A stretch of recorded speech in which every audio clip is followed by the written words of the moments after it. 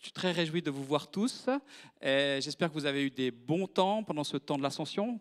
Il y a bien des gens qui ont vécu des choses différentes.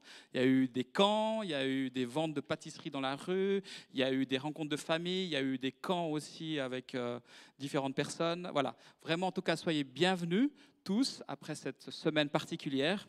Et j'aimerais ce matin rester dans ce thème de regarder au ciel, comme les disciples qui ont regardé au ciel, dans ce que Patrick nous a lu tout à l'heure. Merci Patrick. Et j'aimerais prendre un texte avec vous, qui va être l'objet aussi de ce que j'avais sur le cœur à vous partager. On va lire ensemble dans l'Épître aux Colossiens et les chapitres 3, le chapitre 3, les premiers versets. Donc on va voir qu'on est dans ce thème de l'ascension avec les choses d'en haut, qui commence au verset 1. Si donc vous êtes ressuscités avec le Christ, cherchez les choses d'en haut, où le Christ est assis à la droite de Dieu. Pensez à ce qui est en haut, certaines traductions, affectionnez-vous aux choses d'en haut, recherchez les choses d'en haut, et non à ce qui est sur la terre, car vous êtes morts et votre vie est cachée avec le Christ en Dieu. Quand le Christ, votre vie, paraîtra, alors vous paraîtrez aussi avec lui dans la gloire. Faites donc mourir votre nature terrestre. L'inconduite, c'est tout ce qui est sexualité hors du cadre du mariage, c'est pour ça que c'est inconduite, ça dépend des traductions, débauche. L'impureté, les passions, les mauvais désirs et la cupidité qui est une idolâtrie. C'est pour cela que vient la colère de Dieu sur les rebelles. Vous marchiez ainsi autrefois lorsque vous viviez dans ces péchés. Mais maintenant, vous aussi, rejetez tout cela, colère, animosité, méchanceté, calomnie, paroles grossières qui sortiraient de votre bouche. Ne mentez pas les uns aux autres, vous qui avez dépouillé la vieille nature avec ses pratiques et revêtu la nature nouvelle qui se renouvelle en vue d'une pleine connaissance selon l'image de celui qui l'a créée. Il n'y a là ni grec, ni juif, ni circoncis, ni incirconcis, on pourrait dire ni juif, ni non-juif, qui n'étaient pas dans l'alliance prévue, ni barbare, ni scythe, ni esclave, ni libre, mais Christ est tout et en tous. Waouh, quel texte, hein, n'est-ce pas? Tout un programme, tout un programme. Mais avant d'entrer dans ce programme, j'aimerais faire quelques mots de contexte. C'est vrai que l'Ascension est une fête que nous fêtons peu dans nos églises évangéliques. Très souvent, on met plus d'importance à la fête de Pâques. Jésus est mort et ressuscité. On met plus d'importance à Noël aussi, la venue de Jésus dans ce monde, l'incarnation. Et puis, bien sûr, Pentecôte, le Saint-Esprit qui nous est donné. Et parfois, cette fête de l'Ascension passe un peu à la trappe. Elle est un petit peu là, entre deux grandes fêtes, qui est Pâques et Pentecôte. Et c'est vrai qu'on se dit que finalement, voilà, Jésus est monté au ciel, il a terminé son travail, il a fait son job, puis voilà, ça s'arrête là. On n'y pense pas plus que ça. Et on n'en parle pas plus que ça. Mais il me semble qu'on peut en dire un peu plus. Tout d'abord, nous sommes d'accord sur le premier sens de l'ascension, et Patrick l'a rappelé, c'est que le fait que Jésus soit monté, il a pu nous envoyer l'Esprit Saint. C'est ce que Jésus dit quand il est avec ses disciples. Il dit, il est avantageux que je m'en aille afin de vous envoyer l'Esprit Saint, le consolateur, le paraclet. Et donc c'est une bonne nouvelle dans ce sens-là. Mais un autre sens fondamental, il me semble, de l'ascension, c'est l'élévation. C'est le fait que Jésus s'élève. Et je vais m'expliquer un petit peu par rapport à ça. Revenons un petit peu en arrière. Jésus est mort, il a donné sa vie, son sang a coulé, il est mort à la croix, et Dieu, son Père, l'a ressuscité d'entre les morts. Et Jésus reçoit un corps glorieux, un corps de résurrection. Il a vaincu la mort. Jésus ne mourra plus jamais. Quelle victoire incroyable! Avec ce corps qu'on pourrait décrire avec des mots étonnants. C'est un corps à la fois comme le nôtre, biologique on pourrait dire, mais en même temps qui a des propriétés que nous ne connaissons pas. Ce corps que Jésus a eu pendant 40 jours sur terre, qu'il a partagé avec ses disciples après Pâques, a des composantes à la fois qui ressemblent aux nôtres et qui ne sont pas comme les nôtres. Si vous regardez un petit peu, et dans ce qu'il a vécu pendant ces 40 jours, il a mangé avec ses disciples, il a fait du bon poisson frit au bord du lac de Génézareth, pour ceux qui voient un petit peu la scène et qui aiment bien les grillades au bord du lac. Il a été aussi avec eux, il a vécu avec eux, il a marché avec eux. Et à un moment donné, même quand il leur est apparu la première fois, ils ont dit, mais est-ce que c'est lui? Il était mort. Et il a dit, mais touchez-moi, touchez-moi. Il dit, un esprit, je ne suis pas un esprit. Un esprit n'a pas de chair et n'a pas d'eau. Regarde, touchez-moi, je suis bien là. Donc il y avait vraiment cette composante comme nous, mais d'un autre côté, son corps avait quelque chose de différent. À un moment donné, il marche avec les disciples d'Emmaüs, ils ne le reconnaissent pas tout de suite. À un moment donné, il mange avec les disciples d'Emmaüs et il disparaît. Avec ses disciples aussi, il apparaît et il disparaît. Et lors de l'ascension, son corps s'élève dans les airs. Il déjoue l'attraction terrestre. Et c'est plus que des miracles. C'est quelque chose de particulier qui s'est passé. Et ce corps qu'a reçu Jésus à la résurrection, ce nouveau corps, cette nouvelle nature, cette nouvelle personne qu'il a été à ce moment-là, c'est l'espérance de l'Église. C'est notre espérance. Paul va dire aux Corinthiens, si Christ n'est pas ressuscité, alors notre prédication ne vaut rien. Et votre espérance aussi ne vaut rien. Et ceux qui sont morts en Christ sont perdus. Si c'est pour cette vie seulement que nous espérons en Christ, nous sommes les plus malheureux de tous les hommes et de toutes les femmes. Et toujours dans cette même épître, il va annoncer que Christ a reçu un corps glorieux et que de même, nous aussi, nous recevrons ce corps glorieux. Waouh! Quel programme! Et il va décrire, comme il peut, parce qu'on ne sait pas exactement ce que c'est, il va prendre des images, il va dire ce qui est semé corruptible va renaître incorruptible. Ce qui est semé faible va renaître plein de force. C'est un corps glorieux.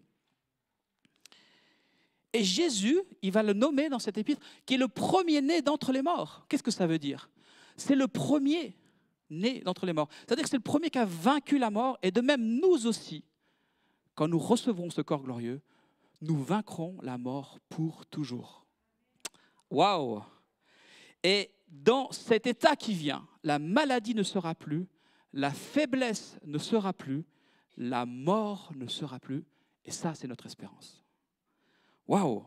Et c'est vrai que lorsqu'il y a des guérisons qui se passent sur terre, ce sont des signes de ce royaume à venir qui se manifestent.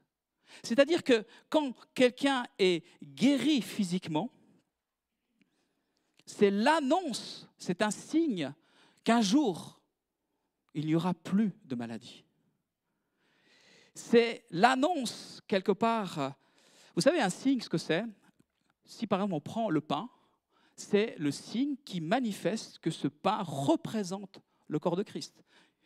Si on prend le vin ou le jus de raisin, puisque c'est le fruit de la vigne dans le texte, ce n'est pas forcément que du vin, eh bien, en fait, on manifeste par ce signe, en prenant cela, que c'est le sang de Jésus. Donc, on manifeste le signe d'une réalité spirituelle. Donc, quand ces guérisons physiques ont lieu, et nous en voulons, nous prions pour que les gens soient touchés dans leur santé. Et hier, je visitais quelqu'un qui est vraiment, a tellement de soucis de santé, mais je prie, mais Seigneur, guéris-la. Et quand ces guérisons viennent, alors ce sont des signes qu'un jour, nos corps ne connaîtront plus la maladie. Amen. C'est un signe aussi, un grand miracle, c'est très souvent une résurrection. Mais si on y réfléchit bien, comme par exemple dans le cas de Lazare, il est ressuscité. Il a vaincu la mort quelque part, mais provisoirement, puisqu'après, par la suite, il est mort. Mais c'est un signe qu'un jour, la mort sera vaincue pour toujours. Waouh! Alors Seigneur, des résurrections comme des signes de ce que tu vas faire pour toujours un jour. Et la vieillesse, nos corps connaissent la dégénérescence. On voit qu'à partir d'un certain âge, et je commence à le sentir déjà un petit peu, ça fait bizarre parce que dans sa tête, on est toujours jeune, mais ça ne suit pas des fois. Mais voilà, donc notre corps s'use quelque part. Et on le voit quand on discute avec des personnes plus âgées, il y a plein de soucis, de bobos qui viennent. Et d'ailleurs, je discutais une fois avec quelqu'un de ma famille qui est médecin, qui me disait que les coûts de la santé explosent à partir des dernières années de notre vie. Très souvent même la dernière année, avant qu'on meure. Parce que c'est là qu'il y a aussi beaucoup d'interventions, de séjours à l'hôpital, de soins palliatifs qui sont extrêmement chers. Mais voilà, c'est pour dire qu'il y a cette dégénérescence du corps qui arrive là. Et Dieu a un projet pour nous libérer de cela. Dieu a un projet qui est la résurrection. Amen. Quel projet! Mais en disant cela, on pourrait se dire, finalement, Jésus est ressuscité, il est monté au ciel, ça s'arrête là. Fin de l'histoire. On attend la résurrection et tout est bien qui finit bien. On va aller un peu plus loin. Jésus a annoncé à ses disciples, donc, comme je vous l'ai dit, qu'il allait partir, qu'il allait envoyer l'Esprit Saint. Et il va leur dire que l'œuvre du Saint-Esprit, qui va venir, il dit ça dans Jean, chapitre 14, 15, 16, dans ses derniers, ce partage qu'il a avec ses disciples, il va dire que l'œuvre du Saint-Esprit est de convaincre le monde de péché, de justice et de jugement. Et pour la justice, il va dire cette phrase étonnante, il va dire, donc de péché parce que le monde ne croit pas, et de justice car je vais vers le Père.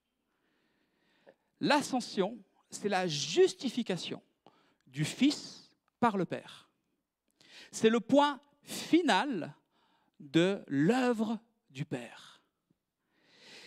Ce n'est pas seulement la résurrection. On s'arrête souvent à la résurrection.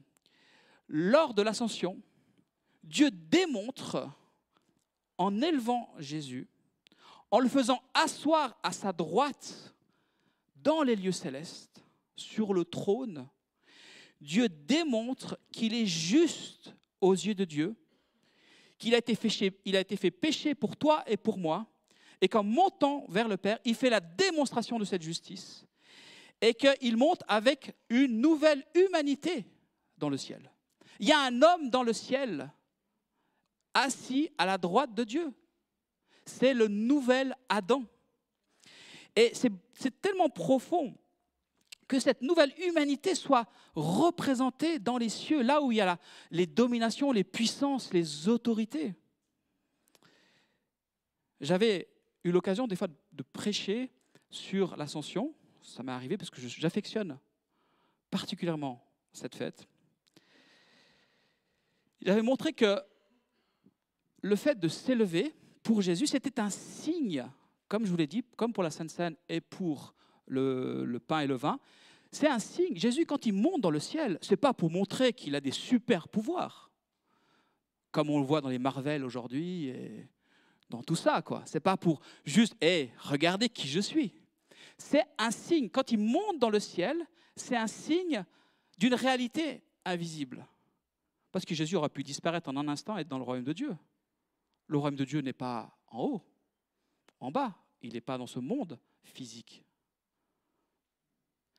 Donc quand Jésus monte dans le ciel, il démontre une réalité qu'il est élevé au-dessus de toute puissance, de toute autorité, de toute domination. Un trône est toujours en hauteur et les sujets sont en bas. Le peuple est en bas. Donc quand Jésus monte dans le ciel, il démontre par ce signe qu'il est au-dessus de toute puissance, de toute autorité, de toute domination. Satan est appelé le prince de la puissance de l'air. Et il monte au-dessus de lui. Satan accède, on le voit, à une certaine autorité, une certaine liberté, et il peut se présenter devant Dieu. On le voit dans le livre de Job, il se présente, j'allais dire, à la cour céleste. Mais il y a un homme, une nouvelle humanité, qui est montée dans le ciel, au-dessus de toutes ces puissances, au-dessus de Satan, et il s'est assis sur ce trône. Alléluia! Est-ce qu'on peut juste applaudir le Seigneur? Juste merci Seigneur d'avoir mis une humanité là-haut. Quelle gloire! Quelle... Waouh! Ça c'est fort. Et le ciel était fermé pour tout être humain dans l'Ancien Testament. Quand on mourait avec ses péchés et rien ni personne ne pouvait nous l'enlever. Et le sang des sacrifices, le sang des boucs, le sang des taureaux couvrait le péché. Et ce qui se passait quand on mourait, on allait dans le séjour des morts qui était dans la terre, sous terre, pour donner une image, parce qu'on ne pouvait pas monter. Et il a fallu le sacrifice de Jésus qui, lui, a fait quelque chose d'extraordinaire. Il est descendu du ciel d'abord, une première fois. Il a perforé le ciel dans le sens de la descente, revêtu une humanité comme la nôtre, une chair comme la nôtre, sauf par rapport au péché. Il était sans péché, mais il a revêtu notre corps, connu la faiblesse, connu ce corps avec cette faiblesse.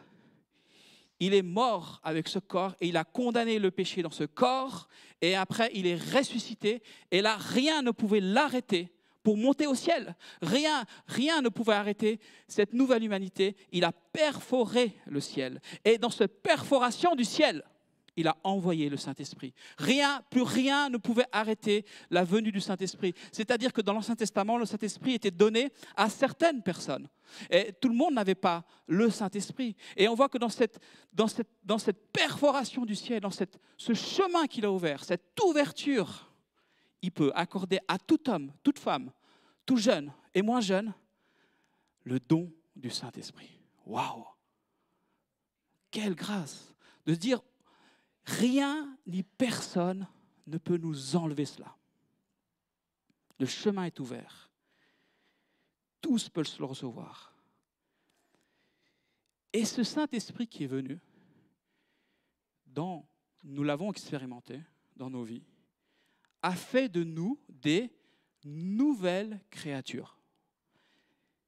Il y a quelque chose du ciel qui est né en nous, un goût des choses célestes, un goût du royaume de Dieu. Et alors que nous vivions sans Christ, que nous ne le connaissions pas, nous vivions dans nos péchés, nous étions esclaves de la première nature, la nature d'Adam, l'héritage d'Adam. Nous étions vraiment soumis à cette nature, esclaves de cette nature et de ce péché, et nous vivions selon nos convoitises, faisions le mal. L'Esprit de Dieu est venu dans nos vies, et nous sommes nés de nouveau. Nés d'en haut, comme dit Jean, l'apôtre Jean, dans l'entretien que Jésus a avec Nicodème. Il te faut naître d'en haut. On traduit par naître de nouveau, mais c'est d'en haut. Et il va lui dire cette phrase pour lui expliquer, parce que Nicodème ne comprend pas. Jésus va dire, celui qui est né de la chair est chair, donc chair physique, mais celui qui est né de l'esprit est esprit. Et cette naissance de l'esprit est ce qu'on appelle la conversion, le changement. C'est cette vie de Dieu en nous, cette nature nouvelle qui nous donne la capacité de combattre l'ancienne nature.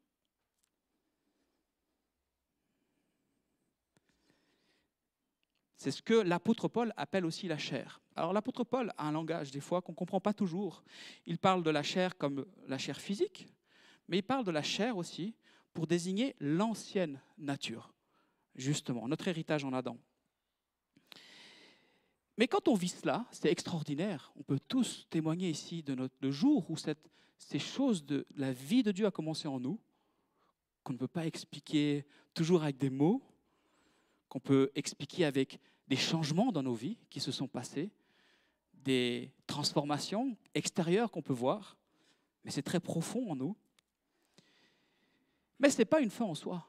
C'est le début de quelque chose. Jésus a tout accompli, certes. L'Esprit de Dieu est là. Il y a une nouvelle nature qui a commencé en nous. Mais tout reste à accomplir dans nos vies.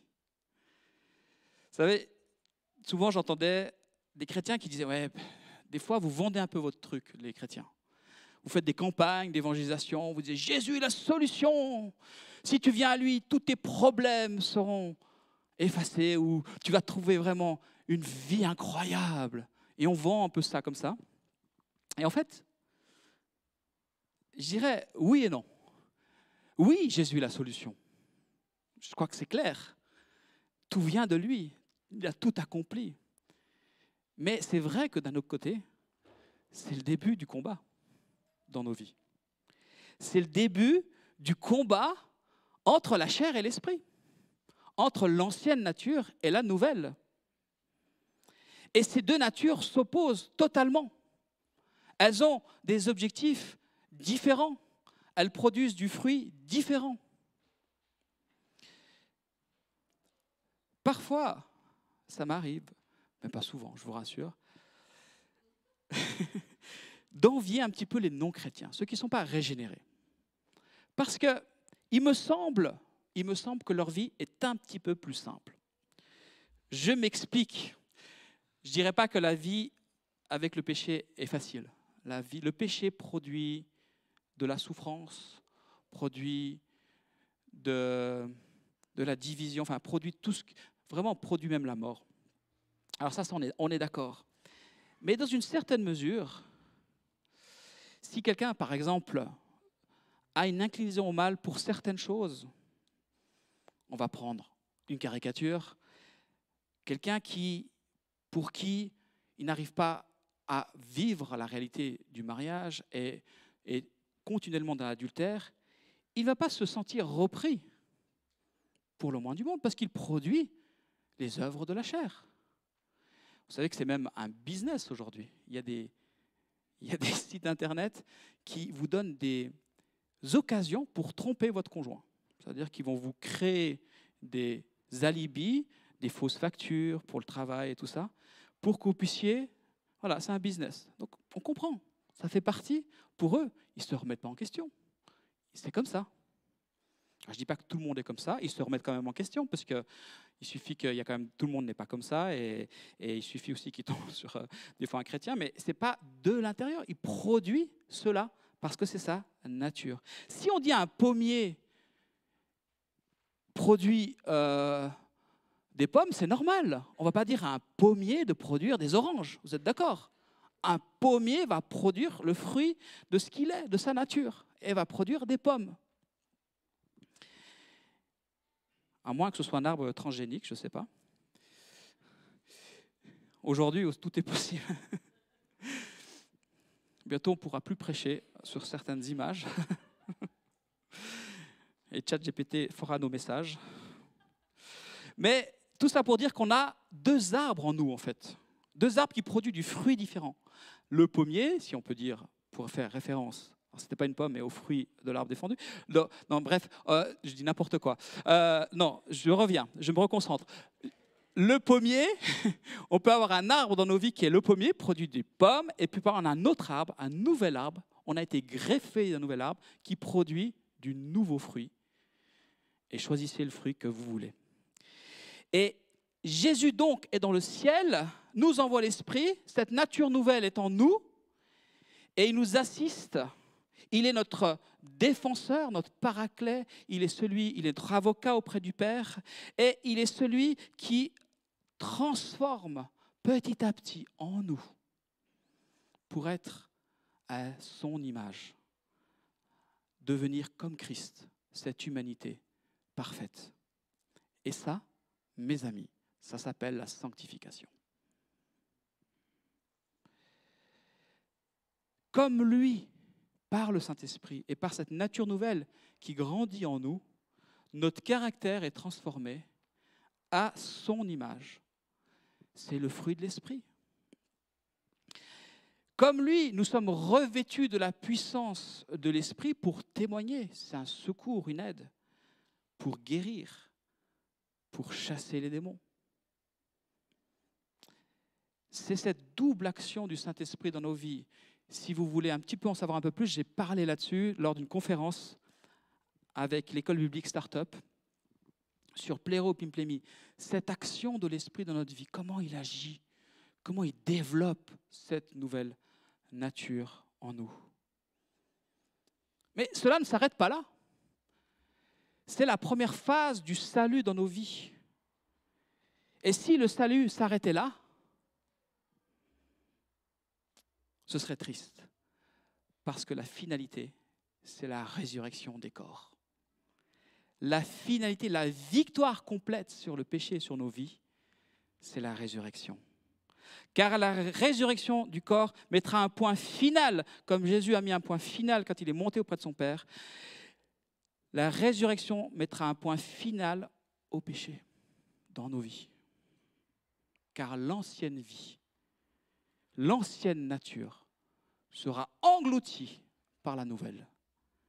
Quelle formidable espérance! Et c'est ce que dit Paul dans cet épître aux Colossiens quand il dit « Christ en vous, l'espérance de la gloire ». Voilà cette espérance que nous attendons. Et c'est pourquoi dans le monde à venir, la tentation qu'Adam et Ève ont connue sera réglée. Notre élévation sera totale, comme Christ aura été totalement justifié, nous serons à ce moment-là totalement justifiés et plus aucun combat en nous, aucune tentation. Et actuellement, nous sommes ressuscités avec Christ, c'est vrai, mais nous le sommes quelque part spirituellement, intérieurement. Actuellement, nous sommes assis avec lui dans les lieux célestes, mais nous le sommes spirituellement, intérieurement. Mais un jour viendra où nous serons ressuscités avec lui, corporellement, extérieurement. Un jour vient où nous serons assis avec lui dans les lieux célestes, corporellement, extérieurement. Ainsi, l'ascension, c'est l'élévation de l'humanité tout entière. L'ascension, c'est quand Jésus s'élève, je m'élève avec lui. En deux temps, s'il est vrai, mais je m'élève avec lui. Et nous sommes dans ce processus d'élévation, déjà maintenant, par cette transformation intérieure, jusqu'à la victoire et au salut total. La résurrection, voilà l'objectif. Après cette introduction,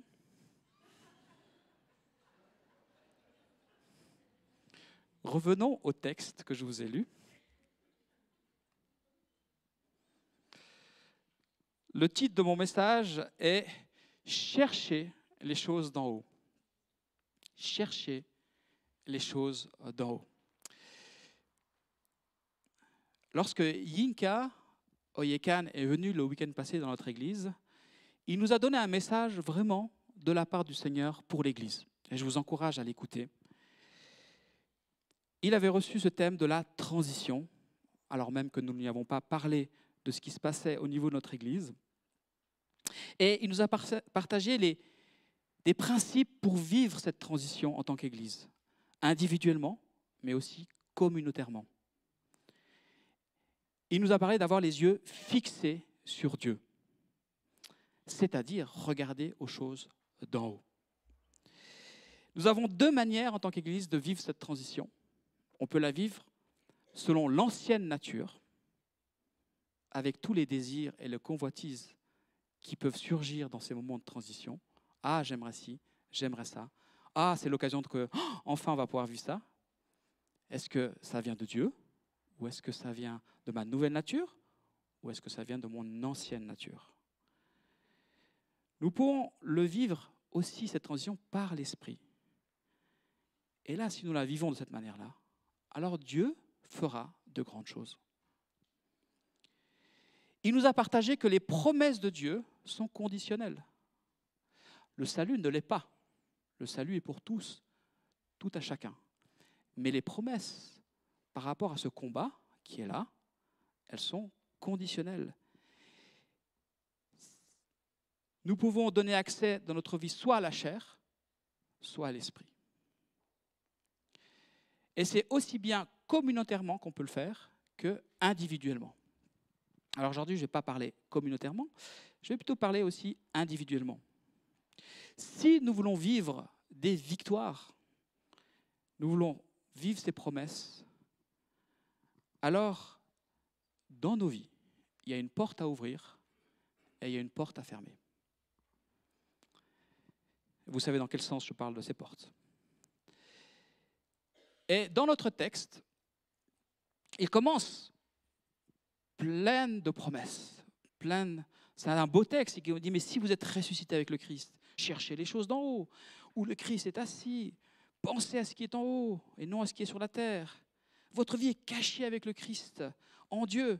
Et quand le Christ reviendra, apparaîtra, se manifestera, alors à ce moment-là, on sera manifesté dans la gloire. C'est la résurrection, c'est ce que dit ce texte. Alors ça, c'est la bonne partie, c'est le dessert. Mais on voit que la suite est moins réjouissante. Mais c'est une continuité.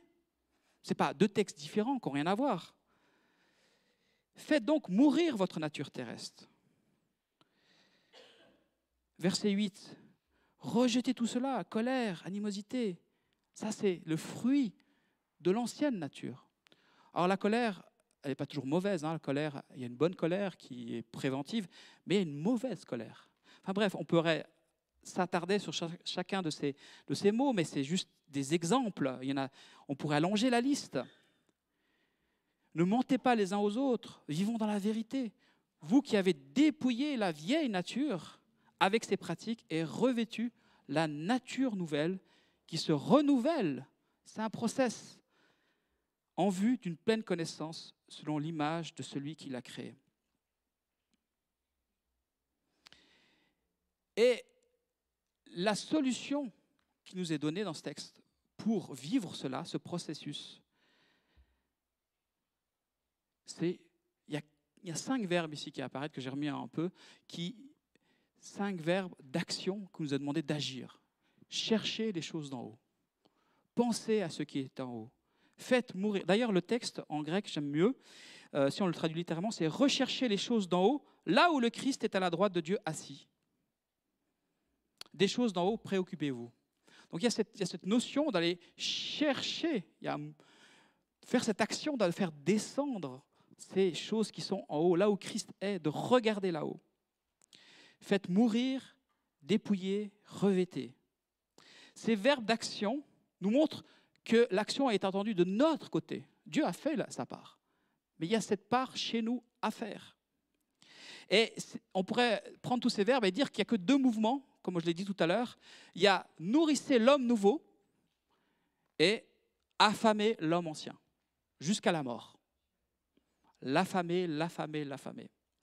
Et nourrissez l'homme nouveau, c'est le nourrir de la parole de Dieu, de la présence de Dieu, de la communion, de la vérité, des œuvres de l'esprit, de la vie de l'esprit.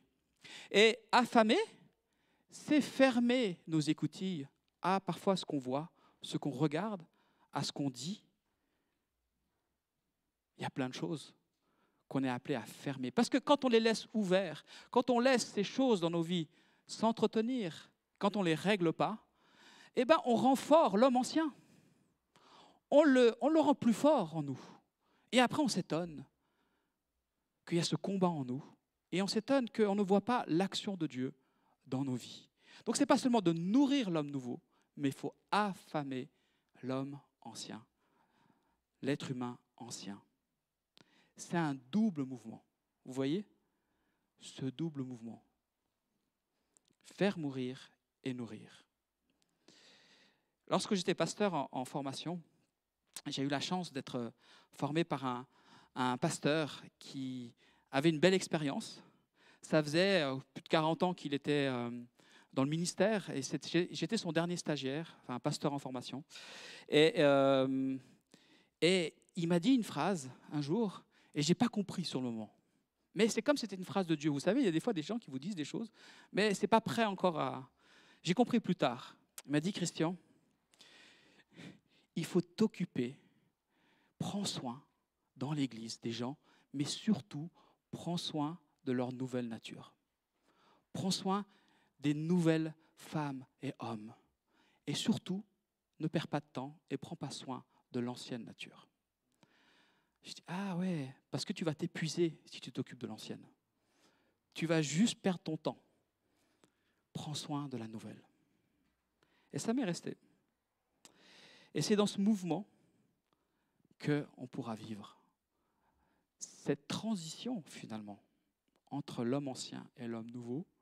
C'est dans ce mouvement qu'on pourra vivre individuellement ou communautairement, en regardant non vers le passé, mais en regardant vers l'avenir, en ne regardant pas aux choses de la terre, mais en regardant vers le ciel. En ne regardant pas à mon ancienne nature, mais à ma nouvelle nature. En faisant porter du fruit, non pas à mon ancienne nature, mais en faisant porter du fruit par ma nouvelle nature. Et là, on pourra entrer dans une vie victorieuse, réjouissante, pleine de joie et de vie. Et on termine avec le verset 11 de mon texte. On pourrait lire encore les versets suivants aussi, 12, 13, 14, 15, 16, qui nous parlent vraiment. Il dit « Revêtez-vous d'ardente compassion, de bonté, d'humilité, de douceur. Revêtez-vous de l'amour, la paix du Christ règne dans vos cœurs. Soyez reconnaissants, etc. etc. » La reconnaissance cultivée. Il y a quelques clés qu'il nous donne par la suite pour vraiment nourrir l'homme nouveau. Et d'autres aussi qui sont pour faire mourir l'homme ancien. Supportez-vous, faites-vous grâce, etc., etc.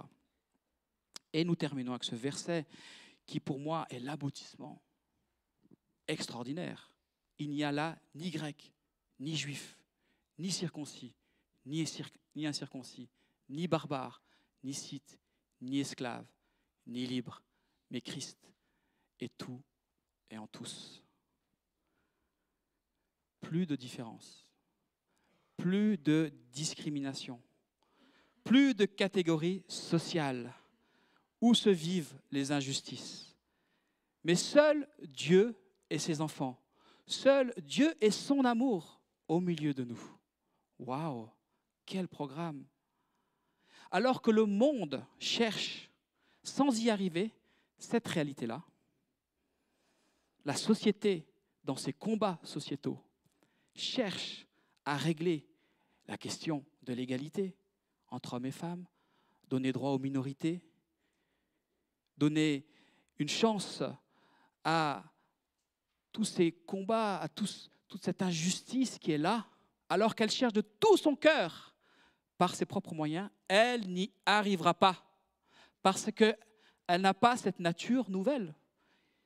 Parce que le péché produit le contraire. Le péché produit la division, le péché produit la séparation, le péché produit la domination, le péché produit l'exclusion, l'égoïsme, le narcissisme. Encore hier, j'entends une situation d'une personne pervers narcissique qui a fait tellement de mal dans une famille. Ça, c'est le produit du péché.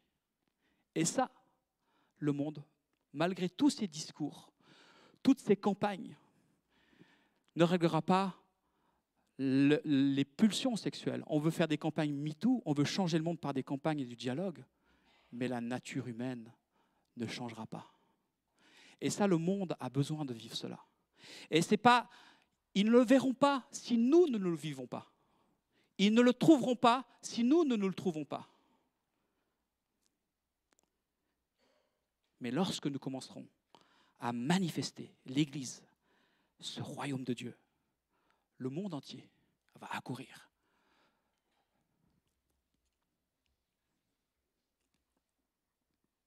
Et vouloir cette vie-là. Et je pense que nous n'aurons pas besoin d'aller chercher les gens dehors, parce qu'ils viendront d'eux-mêmes Ils viendront chercher cela. C'est eux-mêmes qui pousseront la porte de l'Église parce qu'ils voudront vivre cette réalité-là. Et l'Église, c'est plus qu'un bâtiment. Ce n'est pas une salle. C'est vos maisons, vos foyers, les lieux de nos rassemblements. Nous sommes rassemblés aujourd'hui et c'est ça l'Église. Et comme il est dit dans le livre des Actes, ils louaient Dieu et obtenaient la faveur de tout le peuple. Et le Seigneur ajoutait chaque jour à l'Église ceux qui étaient sauvés. Amen. Alors, j'ai hâte de vivre pleinement cette réalité que nous vivons en partie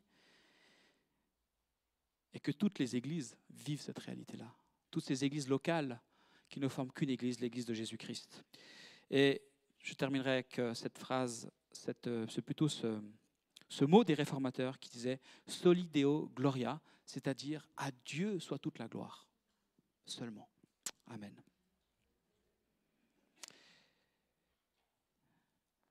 Seigneur, merci pour ta parole qui est la vérité. Merci Seigneur parce que tu es la réalité.